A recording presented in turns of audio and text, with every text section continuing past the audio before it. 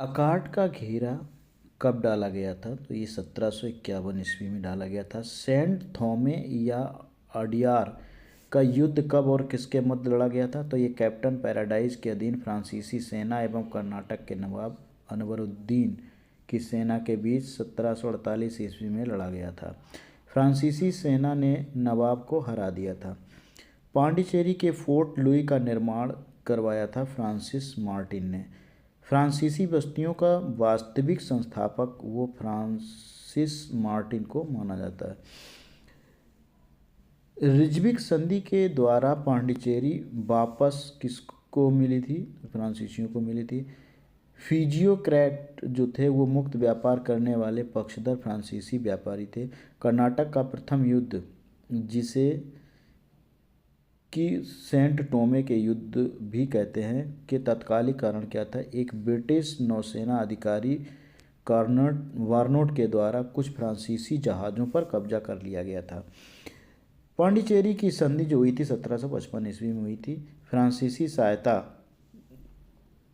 से 1765 ईस्वी में एक आधुनिक शस्त्रागार की स्थापना डिंडीगुल में हुई थी। 17वीं शताब्दी में भारत और जावा के मध्य व्यापार पर प्रभुत्व जो था वो डचों ने का था उस समय, और फ्रांसीसियों ने जो है वो एक्स ला सापल संधि 1748 के द्वारा जो है अंग्रेज़ों को वापस लौटा दिया था। भारत में पहली जो फ्रेंच बस्ती स्थापित हुई थी वो सूरत में स्थापित हुई थी। अंग्रेज़ों ने डचों तथा फ्रांसीसियों को वो जो है किन किन युद्धों में पराजित करके व्यापार से बाहर कर दिया था? तो वो थे वेदरा युद्ध 1759 ईस्वी में और बांडीवास युद्ध 1760 ईस्वी में। चलिए अब देखते हैं विदेशी कंपनियां जो हैं वो उनके बारे में थोड़ा प्रकाश डालते हैं।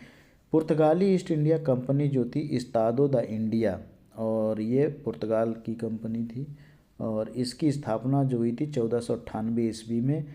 एफडी अल्मोड़ा जो है ये गवर्नर था फैक्ट्री का, और ये कहाँ थी? कालीकट में 1498 ईस्वी में।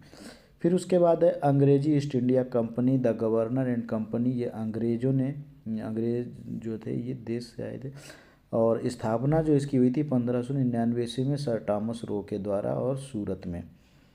ठीक इसी तरह से आप देखेंगे तो तीसरा डच ईस्ट इंडिया कंपनी, ये डचों के द्वारा हुई थी 1602 ईस्वी में।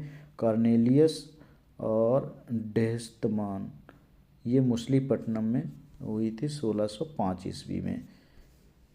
तो इस तरह से आप देखेंगे। फिर है फ्रांसीसी east India company the Indus oriental फ्रांसीसी 1764 ईस्वी में, और स्वीडिश ईस्ट इंडिया कंपनी ये स्वीडिश में 1731 ईस्वी में। कंपनियों का भारत में आगमन जो था वो इस तरह से था। पहले पुर्तगीज़ आए थे, फिर डच, फिर ब्रिटिश, फिर डेनिश, फ्रांसीसी और स्वीडिश। तो ये पूरा क्रम जो है हमने आपको यहाँ पर ये लिख के दिखा दिया है। ये पूरा क्रम है। सबसे पहले पुर्तगीज, फिर डच, फिर ब्रिटिश, फिर डेनिश, फिर फ्रांसीसी, फिर स्वीडिश। पुर्तगाली, डच, ब्रिटिश, डेनिश, फ्रांसीसी, स्वीडिश। तो याद हो गया होगा आपको। उसके बाद है ये कुछ और इम्पोर्टेंट फैक्ट्स हैं आपके लिए। इंटरपोलर कौन थे? तो इंटरपोलर जो थे एशिया में मुक्त व्यापार करने वाले अंग्रेज व्यापारी थे ये। ठीक, तो ये है, और इसमें जो है आप पूरा ये अभ्यास कर सकते हैं, इसमें दिया हुआ है सभी। तो ये जो आप अभ्यास कर लेंगे, क्वेश्चन आंसर यहाँ पर ये मैंने मेंशन कर दिए हैं, आप इनको आंसर्स को मिला लेंगे तो अच्छा रहेगा, प्रैक्टिस हो जाएगी। बहुत सारे इंपॉर्टेंट क्वेश्चंस हैं। Thank you.